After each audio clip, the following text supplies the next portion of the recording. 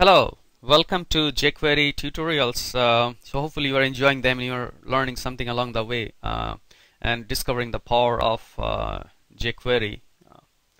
So some of you have sent me some questions regarding what all the other different types of JQuery actions can be done. So we'll go through those in the future, but since you have asked me, so I think what you have seen in the last few examples we did click. But like that, you can define methods or events. Those are called events, called double click, hover, mouse over, and a lot of other types. So jQuery.com, go through it. They have lots of documents on user guide on the different events. And then actions, you can do hide, show. You can do CSS coloring. So for example, if you are already using CSS and certain elements have bold, and you can make them non-bold, or you can put them some background color. You can do some field manipulation. You can fade in, fade out. It also has very powerful Ajax and definitely web form validation. So let's take some CSS manipulation this time. So we're going to take this example, and I'll show you what you can do. So here what we have here is, when you are clicking on that, okay, here when you are clicking on the button, it's taking the P tag and it is changing the background color to red. So let's remove this one. Okay, so this is only related with button. So when the button get clicked, so let's see. Okay, so this is the second line. Okay, so as you see, we probably have a confusing name of the button, but as soon as I click, it put the red line on both the P tags. And the way it does is that, so this is a common CSS syntax. This background color is a CSS syntax. So in that way, whatever CSS syntax are there, it will all get supported.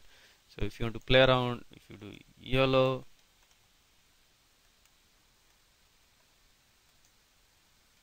do this. So I think you get the idea. So now let's go and then do some more advanced stuff using jQuery. So I have some more examples here how you can access elements. So I think you probably have gone through this. P selects all elements. P.intro will select. Anytime dot appears, you'll select class intro. Dot first would again do with all elements with class intro. So see the difference, this one and this one. So P.intro would take all the P elements with class intro. So that means typically you will have P class equal to intro blah blah blah P. Whereas the second one would take not only P but href, any other tagging, or A, not href really, A, or P, anything else. You can do div, anything which has a class intro. This one is, we've already gone through it, all the ID. Now this one is, it will take the UL element and then it will do li dot first, meaning the within UL you have li and then the first element. This one href $JPEG means all elements with an href attribute that ends with JPG. So what this dollar does is that basically here it's a regex syntax. Dollar is basically associated with end of line. This one again is all elements with class head. So anytime you see dot, it's a class with a div element with a pound means ID. So div element with a pound with a ID equal to intro and a class equal to head. So we'll go over some of the examples. So let's look at my second.html document. So here I am, when I'm clicking on button 2, I'm getting element sorry, ID equal to one element, and in my button 3, when I'm clicking, I'm getting the UL first, so LI first. So that means we have this and then the first element. This one would get selected, or it one would get background color yellow. So let's see.